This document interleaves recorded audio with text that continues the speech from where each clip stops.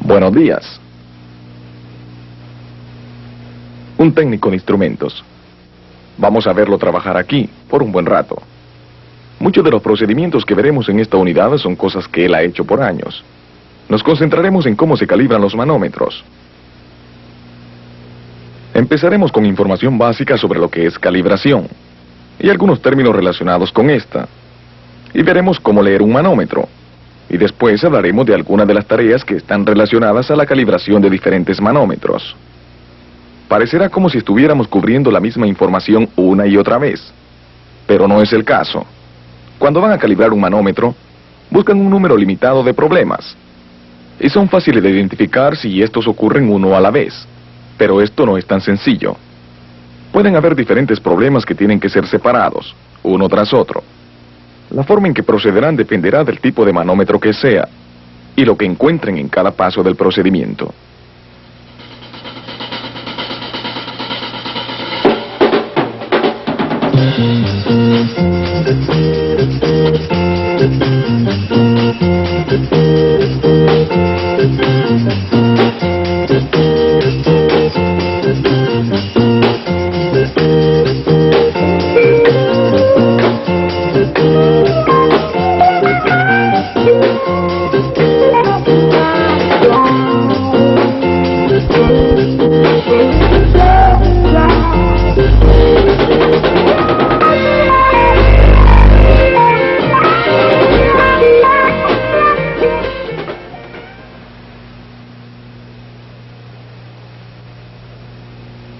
Ustedes ya saben que para la buena operación de una planta, dependen de la precisión de sus instrumentos.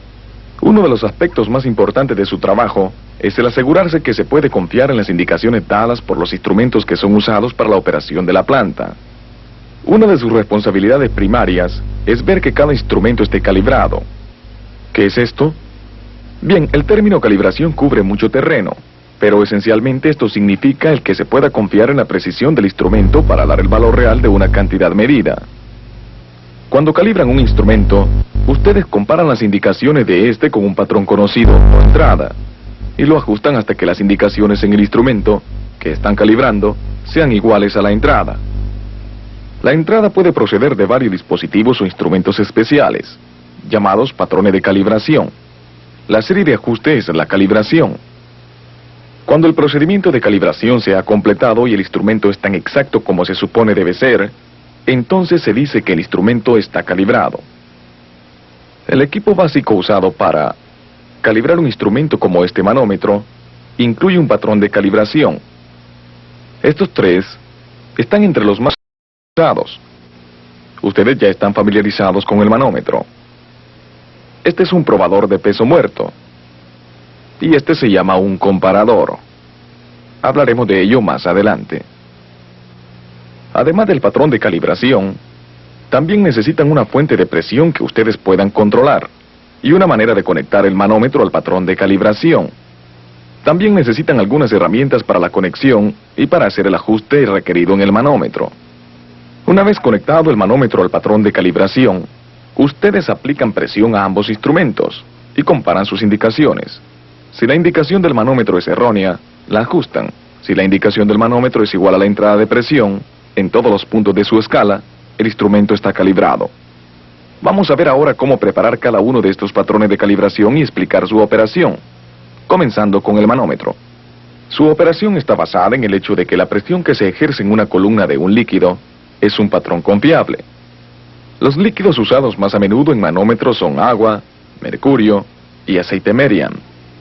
El alcance de presiones que mide un manómetro depende de dos cosas: su altura y el tipo de líquido que contiene. La diferencia importante en los líquidos es su peso y por lo tanto la cantidad de presión que ejercen. La información para convertir medidas de líquido a PSI se encuentra usualmente en el manual de instrucción que viene con el instrumento. Para usar un manómetro como patrón, necesitan otras cosas: un abastecimiento de aire comprimido seco, un tubo flexible, una T y un regulador de presión de aire. Este regulador está conectado al sistema de aire comprimido de la planta.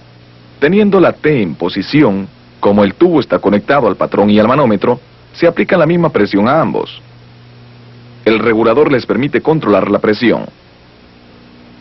El siguiente patrón que veremos, el probador de peso muerto, es usado comúnmente para medir presiones por encima de 5 psi. Este patrón mide la presión en los términos más fundamentales, unidades de fuerza y área. Si recuerdan la fórmula básica de lo que es presión igual a fuerza dividida por el área. En el probador de peso muerto, la fuerza se ejerce con contrapesos o discos de metal sobre el área de un pistón. Ahora veamos por un momento cómo opera uno. Después lo prepararemos para una medición. Los contrapesos están colocados sobre el área del pistón, dentro de un cilindro de ajuste apretado. Hay un líquido debajo del cilindro que va a soportar el pistón y los discos. El líquido puede ser a base de aceite o de agua. Hay básicamente dos diseños diferentes de probadores de peso muerto, pero su operación básica es la misma. Dependiendo del diseño del probador que estén usando, pueden bombear más líquido al cuerpo del cilindro para aumentar la presión del líquido, así. O en el otro tipo, pueden forzar al líquido existente en un espacio más pequeño. Ahora, la presión ejercida por los discos sobre el pistón es mayor que la presión del líquido encerrado bajo el mismo. Si las dos presiones fueran iguales, los discos flotarían. Cada uno de los discos que viene con el probador de peso muerto está marcado para representar una fuerza dada cuando se usa con un pistón de un tamaño dado. Para leer las indicaciones del probador de peso muerto, suman la cantidad total de fuerza representada por los discos colocados sobre el pistón flotante. Estos discos representan 30 libras de presión sobre el pistón. Este distribuidor es la parte del probador que se conecta al instrumento. El distribuidor permite que la presión ejercida por el líquido sea aplicada igualmente al pistón bajo los discos y al instrumento que se prueba. Estoy bombeando más líquido al cuerpo. Los discos han subido. Esto significa que ahora se han aplicado 30 libras por pulgada cuadrada al manómetro, pero este indica solo 20 libras por pulgada cuadrada, de manera que hay que calibrarlo. Más tarde, veremos cómo hacer los ajustes necesarios al mecanismo indicador para calibrarlo. Este es el último tipo de patrón de calibración que vamos a ver, un comparador o manómetro de pruebas. Este es un instrumento muy sensible y muy preciso diseñado para usarse como un patrón de calibración.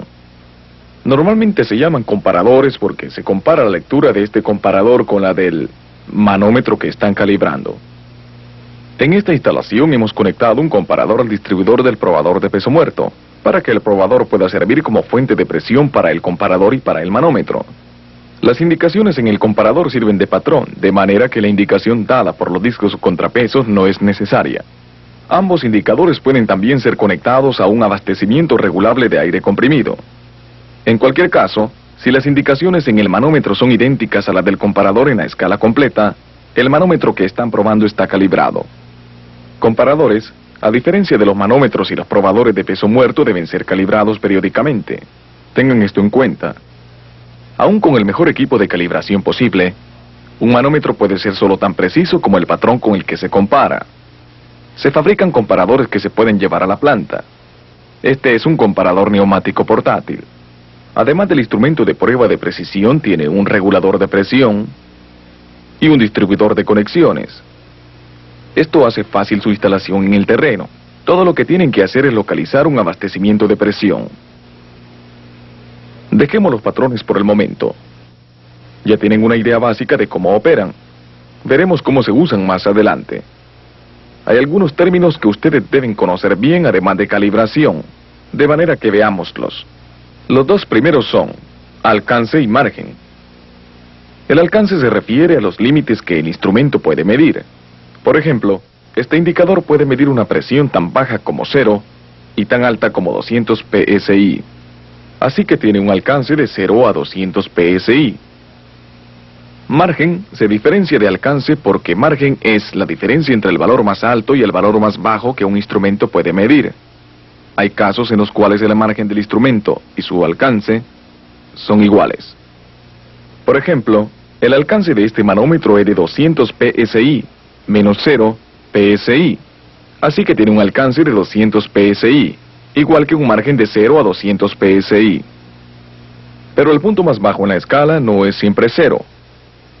El alcance en este es 20 a 100 psi, y su margen es de 100 psi menos 20 psi, o sean 80 psi. Ocasionalmente variaciones o fluctuaciones en presiones que sean medidas pueden hacer fallar el instrumento. El seleccionar un manómetro de reemplazo con un alcance o margen más adecuado para el tipo de variable que se mide puede ayudar a evitar una segunda falla por esta razón. Exactitud es otro término que tratarán con frecuencia. La exactitud se refiere al grado en que las indicaciones del instrumento concuerdan con el valor real de la variable que mide. Por ejemplo, si ustedes saben que la presión real aplicada a este manómetro fue de 30 psi, pero midió 27 psi, notaron que no era muy exacto. Pero hay aplicaciones en la planta donde este medidor trabajaría bien, porque algunos sistemas no requieren tanta precisión como otros. Menos precisos, pero consecuentemente instrumentos más baratos como este, pueden ser usados en esta situación.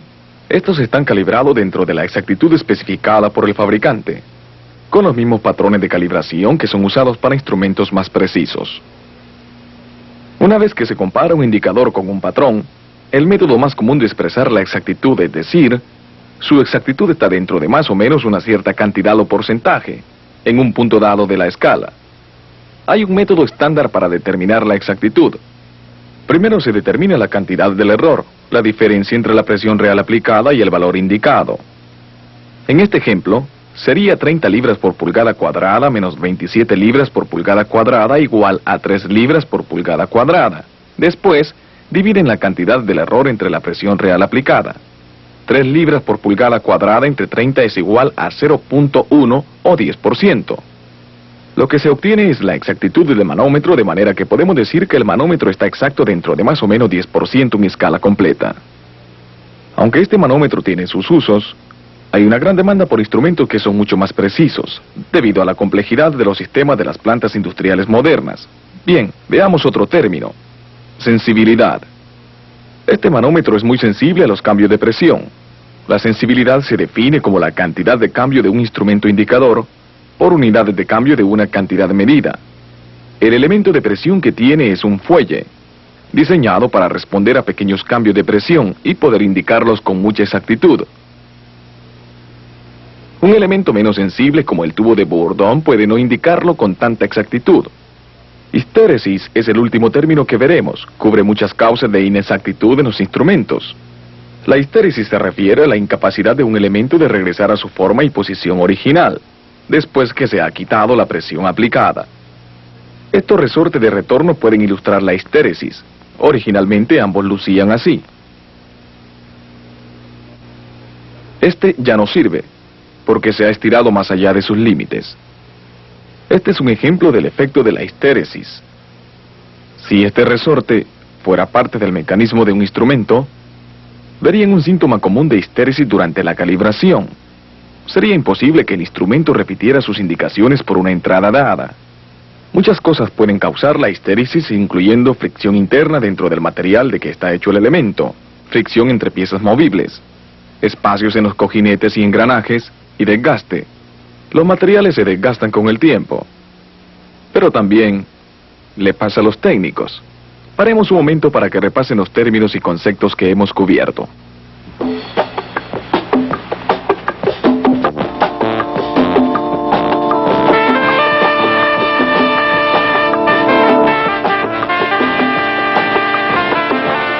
Todos saben leer un manómetro, ¿verdad? Eso es lo que pensamos. Es un caso donde es tan obvio que se puede dar por hecho. Repasémoslo. Veamos cómo es que se leen los manómetros. Vienen de muchas formas diferentes con diferentes tipos de indicadores. Los que vamos a ver tienen un indicador o aguja que se mueve a través de una escala indicando la presión medida. Ustedes trabajarán con todo tipo de manómetro, de manera que veamos las tres cosas básicas que la mayoría de ellos tienen en común.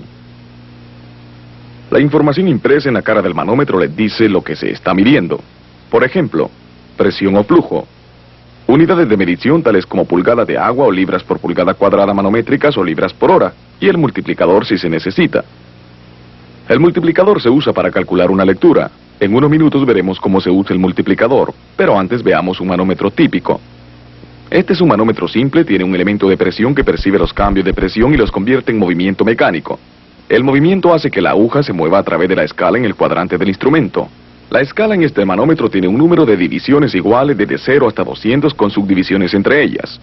Algunas de las divisiones son con números. Este manómetro es fácil de leer ya que el valor para las subdivisiones está claramente marcado en el cuadrante. Pero otros manómetros no tienen esta información y ustedes tienen que deducirla. Usaremos este manómetro para que vean cómo se hace. La mejor forma es escoger un punto entre dos números adyacentes en la escala. La selección más fácil sería 0 y el número que le sigue. Pero tengan cuidado, porque en algunos medidores el número de subdivisiones entre 0 y el primer número es diferente al número de subdivisiones entre otros dos números cualesquiera en la escala. Por ejemplo, este manómetro tiene solo 9 subdivisiones entre 0 y 20, pero el resto de los números tiene 10 subdivisiones entre ellos. La última subdivisión, la que estaría más cerca de 0, falta porque este manómetro no puede indicar con precisión esa presión tan baja. De manera que para encontrar el valor de cada subdivisión, seleccionen dos números cualesquiera que no sean 0 ni el número siguiente y encuentren la diferencia entre ellos. Después dividan la diferencia por el número de subdivisiones entre esos dos números. Usando los valores de 40 y 60 en esta escala como ejemplo, encontramos que la diferencia entre ellos es 20. El número de subdivisiones entre 40 y 60 es 10. De manera que 20 dividido entre 10 nos da 2, como el valor de cada subdivisión. Bien, ese fue un ejemplo bastante fácil. Otros pueden requerir más tiempo para averiguar. Pero el procedimiento que ustedes usarán será el mismo. Una vez que conocen el valor de las subdivisiones, lo otro que ustedes necesitan saber es la unidad de medición. Este manómetro mide en pulgadas de agua. Como pueden ver, están marcadas en el cuadrante. Este manómetro mide en libras por pulgada cuadrada PSI y este en libras por pulgada cuadrada manométricas PSIG. Casi todos los manómetros en su planta tendrán las unidades de medición marcadas en sus cuadrantes o carátulas. Sin embargo, a veces se encontrarán con un manómetro como el que usamos para obtener las subdivisiones, donde las unidades de medición no están marcadas. En casos como este deben revisar el sistema para determinar lo que está leyendo el manómetro. Nosotros lo hicimos. Son libras por pulgada cuadrada manométricas, de manera que este manómetro indica 26 libras por pulgada cuadrada manométricas. Pero ¿qué pasa si la aguja apunta en algún lugar entre dos subdivisiones? ¿Cómo está haciendo este? En este caso, tendrían que calcular su lectura. Como la aguja está apuntando en algún lugar entre 116 y 118, la lectura sería alrededor de 117. Hasta ahora las lecturas que hemos hecho han sido bastante simples. Las hicimos directamente del cuadrante del manómetro. Pero ya nosotros habíamos dicho que a veces se necesita un multiplicador para calcular una lectura. Veamos un tablero de instrumentos para ver la diferencia que hace el multiplicador. Este es un manómetro bastante singular que usa un multiplicador. En realidad son dos manómetros en uno. Lo estamos usando para demostrar dos cosas. Primero, la importancia de leer la información en el cuadrante del medidor. Y segundo, cómo usar el multiplicador. Las dos agujas indican el flujo de vapor procedente de dos calderas separadas. Para facilitar la lectura del manómetro, las agujas y la información en el cuadrante están codificadas por color. El flujo de vapor de una caldera está indicado por la aguja roja y el flujo de vapor de la otra caldera por la aguja negra. Veamos solamente la aguja negra. Está indicando el flujo de vapor de la caldera en libras por hora. En este momento está midiendo 25 libras por hora. Pero si leen el flujo de vapor a 25 libras por hora, están equivocados. ¿Por qué? Porque el cuadrante del manómetro muestra un multiplicador. La indicación por 1000 que ustedes ven aquí significa que deben multiplicar todas las lecturas tomadas del medidor por 1000 para obtener la lectura correcta. La indicación por 1000 es un multiplicador, de manera que el flujo real indicado por este manómetro es de 25.000 libras por hora. Otro problema que puede ocurrir cuando se lee el manómetro es debido a la forma en que se mira el cuadrante. Este es otro medidor para presión. Su escala comienza en 0 y aumenta en la dirección en que se mueven las agujas del reloj. Cuando se mira recto al medidor, como ilustra esta toma desde lo alto, la aguja indica una lectura de 100 libras por pulgada cuadrada manométricas.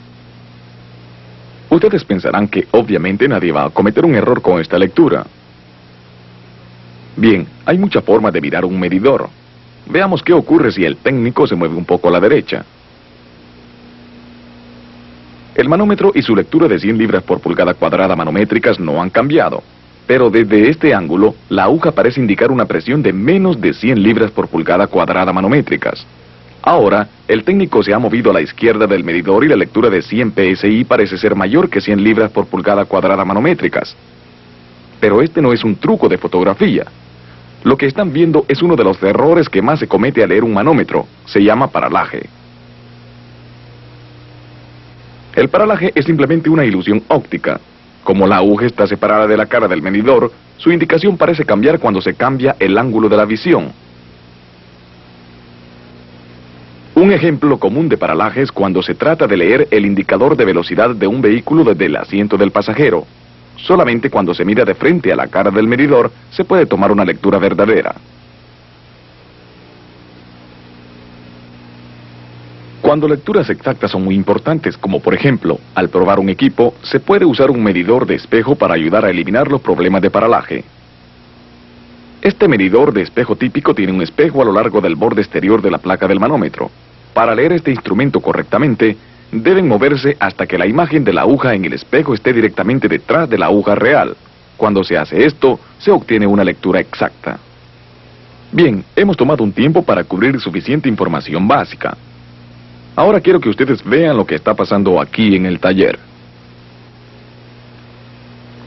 Juan, ¿puede revisar el manómetro de descarga del calentador número 3? Me dicen que aparentemente está midiendo fuera de escala. Bien, pasaré por la estación al ir hacia allá. Gracias. Él tendrá que revisar el manómetro para averiguar lo que está causando el problema. Y llevará herramientas para desmontar el manómetro si es necesario. Antes de revisar el instrumento, él va al cuarto de control y habla con el operario para averiguar más sobre el problema. Y le pedirá que aísle el manómetro del sistema. Como con este manómetro se controla o vigila un proceso de alta presión, hay dos válvulas que hay que tener en cuenta. Una es una válvula de derivación y la otra es una válvula de aislamiento. Las válvulas de derivación están localizadas generalmente donde la línea de presión del instrumento está conectada al proceso. Las válvulas de aislamiento están generalmente cerca del instrumento, que puede estar algo alejado. El operario tiene que enviar a alguien a la unidad para cerrar la válvula de derivación y rotularla antes que el técnico pueda comenzar. La manera de rotular puede ser diferente en su planta, pero la necesidad de aislar el instrumento del proceso es la misma.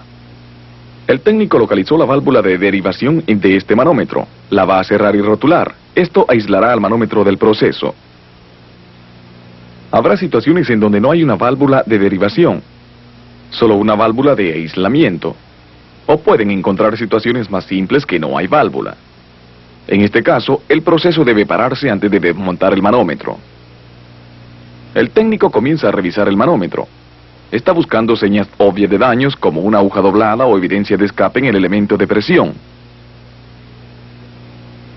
Si no hay indicio de algún problema, revisará la indicación. Está pasando de su máximo, así que tendrá que desmontarlo. Una vez que ha averiguado todo en el exterior del manómetro, localiza la válvula de aislamiento y la cierra. Luego revisa la línea de presión desde el instrumento hasta la válvula de derivación para asegurarse de que está aislada y rotulada. Aunque ambas válvulas están cerradas, aún hay cierta presión que se debe tener en cuenta. Al cerrarse la válvula de derivación y la de aislamiento, se elimina la presión que viene del proceso al manómetro. Pero todavía hay presión atrapada en la línea que debe liberarse de la válvula de aislamiento al manómetro. Él está usando dos llaves para realizar el trabajo. Va a purgar la presión aflojando lentamente la conexión en la línea. Sujeta el acoplamiento fijamente con una llave de apoyo y gira lentamente la tuerca de ajuste. Él continuará girando la tuerca hasta que la pueda quitar con la mano. Siempre deben tener en cuenta la posibilidad de que las válvulas puedan tener escapes. Si el proceso continúa corriendo después de haber abierto la conexión, significa que la válvula tiene un escape.